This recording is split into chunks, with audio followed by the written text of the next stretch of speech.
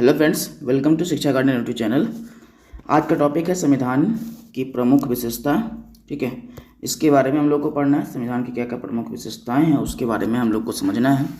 इससे पहले का टॉपिक हम लोगों ने संविधान के स्रोत को देखा था, उसके आगे का ये टॉपिक जो हमारे संविधान का जो पहला पॉइंट है, ये हेडिंग कर लीजिएगा आप लोग। और ये पहला पॉइंट, भारत का संविधान विश्व का सबसे बड़ा व लिखित संविधान है। तो ये क्या है, सबसे बड़ा व लिखित। दो बातें आपको याद रखना है, सबसे बड़ा व लिखित। बड़ा का एक पीछे जो कारण है वो ये है, सबसे बड़ा क्यों हुआ, तो चूँकि हमारे इतना बड़ा पॉपुलेशन है हमारे यहाँ का।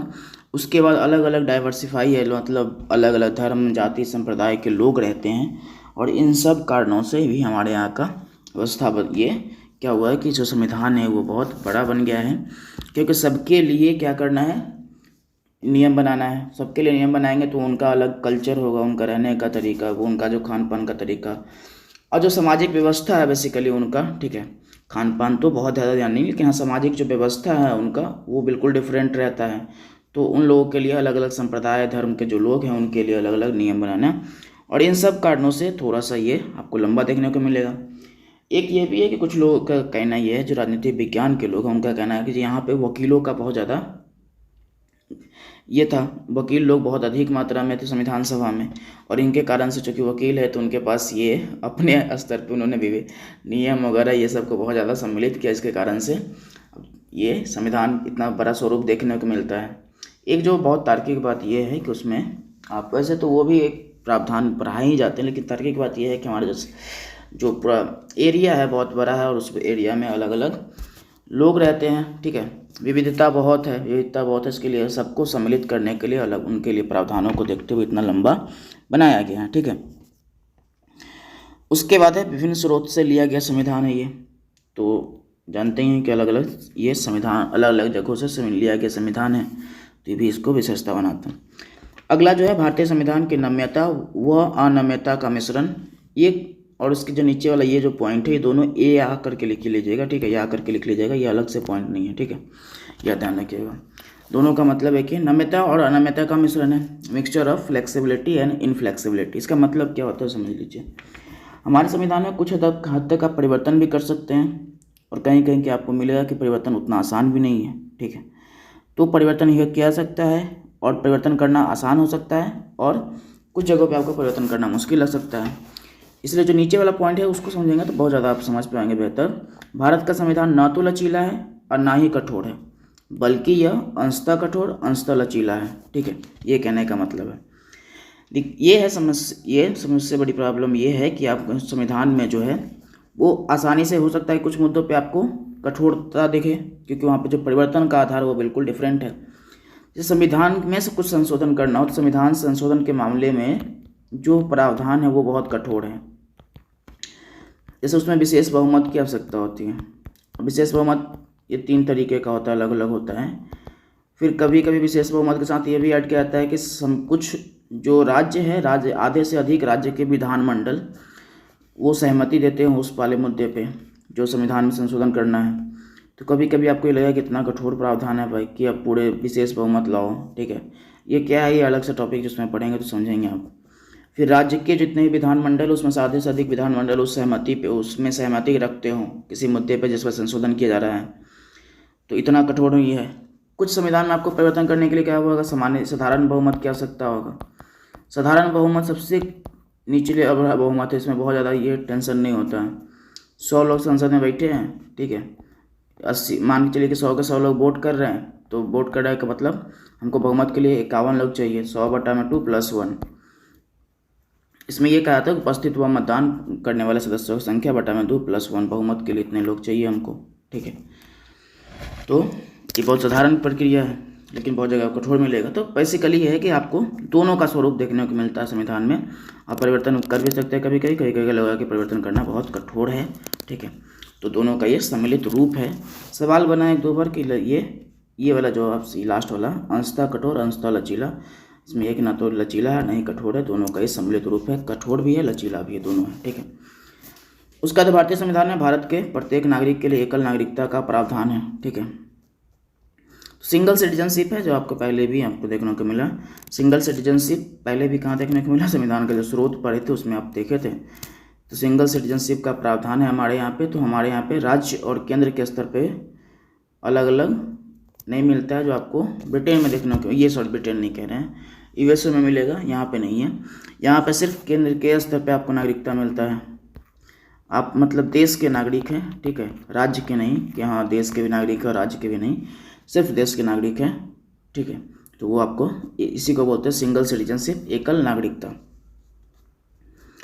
उसके बाद है सार्वभौमिक वयस्क मताधिकार के तहत भारत के प्रत्येक नागरिक जिसने 18 वर्ष की उम्र प्राप्त कर ली है उसे मतदान का अधिकार होगा। सार्वभौमिक वयस्क मताधिकार का एक मतलब ये है, एक आप ऐसे भी समझ सकते हैं सभी भूमि या सभी भूमि का मतलब हमारे यहाँ कम से कम भारत के क्षेत्रों में की बात कर रहे हैं, तो उस हिसाब से भी देख सकते हैं। लेकिन जो राजनीतिक स्तर पर थोड़ा बहुत इसका डेफिनेशन उसमें ये कहा गया कि जो भी व्यक्ति जो उस लायक हो गया, जो 18 वर्ष की उम्र पार कर लिया हो, उसको किसी जाति धर्म संप्रदाय ये से होने पर, यहाँ आप इस जाति से हैं, इस धर्म से हैं, संप्रदाय से हैं, आप इस लिंग से आते हैं, इसके कारण से आपको वोट देने से मना किया जा रहा है, वैसा नहीं किया जाएगा, उसके आधार पर भेदभाव नहीं किया जाएगा। आपको सिर्फ ये देखना है कि उसने ये उम्र सीमा प्राप्त की है कि नहीं। यदि उसने इस उम्र सीमा प्राप्त कर ली है तो उसको वोट देने का अधिकार देना चाहिए। ये सार्वभौमिक वयस्क मताधिकार का मतलब ये भी होता है। आप वैसे यदि अर्थ के अनुसार से जाएंगे तो सार्वभौमिक मतलब सभी भूमि पर, भूमि का मतलब यहाँ पे हमारे यहाँ हम अपने भारत की बात करेंगे क्योंकि हम भारतीय संविधान पढ़ रहे हैं, ठीक है, तो आप ऐसे कह सकते हैं। तो हमारे यहाँ उम्र कितना है, 18 वर्ष है। राजनीति में इसका जो परिभाषा आपको बताएं कि वो किसी व्यक्ति को 18 वर्ष की उम्र पूर्ण करने मतलब जो सीमा बनाया गया है चुनाव देने की, मतदान करने की, उसके बाद किसी व्यक्ति को जाति धर्म संप्रदाय लिंग के आधार पर भेदभाव नहीं किया जाएगा उसके साथ, और उसके अधिकार से वंचित नहीं किया जाएगा। ये बातचीत है, ठीक है। ये चेंज किया गया था तो वर्ष 1989 में 61वें संविधान संशोधन अधिनियम के द्वारा मतदान की आयु सीमा 21 वर्ष से घटाकर 18 वर्ष कर दी गई थी, ठीक है। लागू 1989 में ये संविधान संशोधन 1988 का है, ठीक है, तो उस समय पे इसको बदला गया। तो इससे पहले 1989 से पहले हमारे यहाँ जो उम्र सीमा था वो था 21 वर्ष। 21 वर्ष होने पे आपको वोटिंग का राइट्स मिलता था। अभी इसको बदल के कितना कर दिया, 18 वर्ष कर दिया कि 18 वर्ष होने पे आपके पास वोटिंग राइट्स हो जाते हैं, ठीक है। तो ये हमको ध्यान रखना है। अगला है स्वतंत्र एवं निष्पक्ष न्यायपालिका। ये आपका छोटा सा एक हेडिंग है, ठीक है। आप ऊपर में सिंगल पॉइंट देख रहे थे, छोटा सा आपका हेडिंग है, ये आप थोड़ा इसको हेडिंग बना लीजिएगा।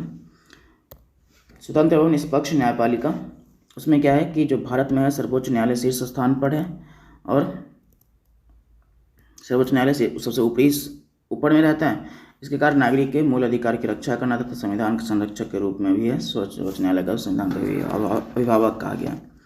बेसिकली है कि न्यायपालिका जो है वो स्वतंत्र है, निष्पक्ष है, किसी के पक्ष में होकर वो ये निर्णय नहीं करेगा, या तो किसी राजनीतिक पार्टी या किसी संप्रदाय धर्म इन सब के पक्ष में होकर निर्णय, वो निष्पक्ष रूप से जो उसको उचित लगता है वो निर्णय देगा। स्वतंत्र है, किसी के दबाव में काम नहीं कर रहा है। तो हमारे यहाँ जो व्यवस्था है वो स्वतंत्र न्यायपालिका, स्वतंत्र और निष्पक्ष न्यायपालिका की व्यवस्था है। पूरे न्यायपालिका में सर्वोच्च न्यायालय को ऊपर वाले स्थानों पे रखा गया है, जैसे सुप्रीम कोर्ट कहते हैं आप। उसके बाद नागरिक के मूल्य, इसका कार्य क्या है, तो नागरिक के मूल अधिकार की रक्षा करना। एक है कि ये संविधान का संरक्षक है, तो इसको स्टार लगा के कभी कभी सवाल बना भी है, तो संविधान का अभिभावक भी कहते हैं, बात एक ही है, इसको अलग से थोड़ा सा डिटेल कर दिया। संविधान का अभिभावक भी कहते हैं, ठीक है। बेसिकली कि जो न्यायालय है संविधान का संरक्षक है, संविधान के अनुसार से उसमें कोई बदलाव वगैरह करने पर फिर वो निर्णय को देखता है, जैसे आप न्यायिक पुनरावलोकन में देखे थे। तो बेसिकली इसके ये संरक्षक के रूप में, संविधान के संरक्षक के रूप में काम करता है कौन, सर्वोच्च न्यायालय, न्यायपालिका, ठीक है। उसके बाद संविधान की सर्वोच्चता। हमारे संविधान में संविधान की सर्वोच्चता की बात की गई है। तो बेसिकली मतलब यह है कि भारत का जो संविधान है देश का सर्वोच्च कानून है, और इस जो शासन व्यवस्था चलाया जाएगा वो इसी के तहत चलाया जाएगा। इसी में पढ़ लीजिए आप इसको। इसे प्रशासनिक व्यवस्था में सबसे सर्वोच्च माना जाता है, अर्थात सरकार के सभी अंगों को संविधान के नियमों के अधीन ही कार्य करना पड़ता है। ये बातचीत है आपको। तो भारत का संविधान देश का सर्वोच्च कानून है और इसे प्रशासनिक व्यवस्था में सबसे सर्वोच्च माना गया है। और उसका मतलब क्या है कि जो सभी सरकार के जो सभी अंग है, जो ये निकाय है, वो सब कैसे संचालित होगा, संविधान के नियमों के अनुसार संचालित होगा। तो संविधान को सर्वोच्च माना गया, संविधान के नियमों को सर्वोच्च माना गया है, ठीक है, उसी के अनुसार से, कोई व्यक्ति विशेष सर्वोच्च नहीं है, संविधान और सर्वोच्च, संविधान के नियम सर्वोच्च है, उसके अनुसार से शासन चलता है। ठीक है, कहने का मतलब ये है। अगला जो है वो है भारत में वैध संप्रभुता संविधान में ही निहित है, इसी का पॉइंट है। ठीक है, स्टार लगा के आप लिख लीजिएगा। वैध संप्रभुता का मतलब है पूर्ण अधिकार जो है वो संविधान से लिया गया, संविधान में निहित है, आपको वो ध्यान रखना है। वैध प्रभु सत्ता है। ठीक है, वैध प्रभु सत्ता जो पूर्ण अधिकार लिया गया है वो कहाँ से लिया गया है, से संविधान से लिया गया है, वहीं से अधिकार लिया गया है। अगला जो पॉइंट है आपका वो है संसदीय शासन प्रणाली। संसदीय शासन प्रणाली का मतलब जो आप देखते हैं हमारे यहाँ संसद, सरकार का संसद या विधायिका के साथ संबंध जो है उसके बारे में बात कर रहा है। तो संसदीय शासन प्रणाली भी हमारे संविधान की विशेषता में आता है।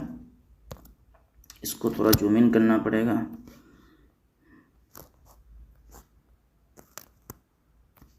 देखिए, संसदीय शासन प्रणाली भी हमारी विशेषता है, अर्थात सरकार का संसद या विधायिका के प्रति उत्तरदायी होना, ये व्यवस्था इसको कहते हैं, सरकार का संसद या विधायिका के प्रति उत्तरदायी होना। कहाँ से लिया गया संसदीय शासन प्रणाली, ब्रिटेन से लिया गया है, और संसदीय शासन प्रणाली के तहत ही शासन का संचालन होता है। इसका मतलब अब एक तो ये भी है ना कि सरकार जो प्रधानमंत्री का संसद व्यवस्था के हिस्से हैं, मंत्रिमंडल पूरा संसद का हिस्सा है। जैसे लोकसभा के चुने हुए जो प्रतिनिधि हैं, सांसद जो हैं, उन्हीं में से किसी लोगों को मंत्रिमंडल दिया जाता है, वो सरकार की कार्यपालिका का हिस्सा है। ठीक है, तो जैसे अमित शाह सांसद हैं, उसके बाद वो गृह मंत्री सरकार के भी हिस्सा है। तो संसदीय शासन प्रणाली शासन व्यवस्था एक तो है कि सरकार का सांसद या विधायिका के प्रति उत्तरदायी होना, संसद या विधायिका के प्रति उत्तरदायी होता है। जैसे हमारे यहाँ जो मंत्रिपरिषद है वो लोकसभा के प्रति उत्तरदायी होता है, क्योंकि वो उन्हीं सदनों से संबंध रखते हैं। ठीक है, उसके बाद ये भी कह सकते हैं कि जो शासन व्यवस्था चलाता है वो संसद के द्वारा ही, संसद के जो चुने हुए प्रतिनिधि है, जो मंत्रिमंडल का हिस्सा बनता है, वही लोग शासन व्यवस्था चलाते हैं। तो इस हिसाब से संसदीय शासन प्रणाली वहाँ से लिया गया है। जो हमारे दूसरा ये है फीचर्स है वो है त्रिस्तरीय शासन या विकेंद्रीकृत शासन व्यवस्था। त्रिस्तरीय शासन व्यवस्था जो आप जानते हैं, वो जो पंचायत स्तर की शासन व्यवस्था की बात की गई है, या फिर आप शहर में है तो नगर पालिका की बात कर लीजिए।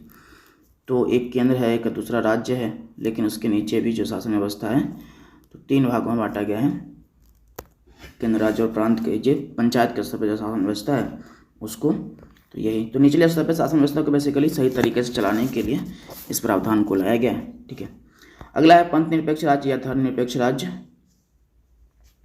इसका मतलब ये है कि राज्य का कोई अपना धर्म नहीं होगा, पंथ नहीं होगा, बातें कही हैं तो अपना धर्म नहीं होगा, राज्य न्यूट्रल होगा, वो अपना कोई धर्म नहीं घोषित करेगा, वो किसी भी नागरिक, और क्या है कि धर्म के आधार पर किसी भी नागरिक के साथ भेदभाव नहीं करेगा, वो इस वाले में लिया गया है। तो पंथ निरपेक्ष या धर्मनिरपेक्ष का मतलब यही है कि आप राज्य का कोई अपना ये धर्म नहीं होगा, और उसके बाद ये राज्य किसी भी व्यक्ति के साथ भेदभाव ही नहीं करेगा धर्म के आधार पे, वही ध्यान रखना होता है। इसका डिफिनेशन पढ़ लेते हैं। प्रथम ये पंथ निरपेक्ष राज्य या धर्मनिरपेक्ष राज्य। भारत एक धर्मनिरपेक्ष राज्य है, अर्थात राज्य का अपना कोई धर्म नहीं होगा, और ना ही धर्म के नाम पर किसी भी नागरिक के साथ भेदभाव किया जाएगा, ना ही धर्म के नाम पर किसी भी नागरिक के साथ भेदभाव किया जाएगा। यहाँ पे ना ही पहले लिखा जा चुका है, तो आप यहाँ से नहीं भी हटा सकते हैं, कोई दिक्कत नहीं है। तो ये ठीक है, ये बात ये है कि ये ना ही धर्म के नाम पे किसी व्यक्ति के साथ भेदभाव किया जाएगा, ये ध्यान रखना है। तो राज्य अपना भी धर्म इंट्रोड्यूस नहीं करेगा, राज्य ये नहीं कहेगा कि हमारा धर्म है।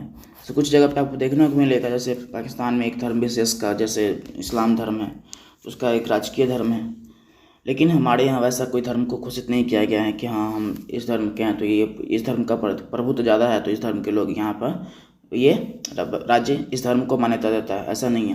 राज्य किसी भी धर्म को मान्यता नहीं देता है, सब धर्म अपने अपने जगह पे। राज्य का कोई धर्म नहीं होगा, जो व्यक्ति का धर्म है वो व्यक्ति अपना पालन करे, राज्य का कोई धर्म नहीं होगा। ये भी हमारे संविधान का एक विशेषता है। ठीक है, आगे हम नए कोई टॉपिक पे बात करेंगे। इसको देखिए, समझिए, नोट डाउन करते रहिएगा आप लोग। इसका PDF चाहिए तो आप इस डिस्क्रिप्शन में दिए हुए लिंक पे ज्वाइन कर क्लिक करके आप टेलीग्राम चैनल ज्वाइन कर सकते हैं। वहाँ से इसका PDF आपको मिल जाता है, तुरंत ही मिल जाता है। जब वीडियो लेक्चर डलता है उसके बाद ही आपको PDF मिल जाता है, तो आप इसको लिख सकते हैं और उसके बाद आप लेक्चर समझ के पूरा आप अपना सिलेबस कंप्लीट कर सकते हैं।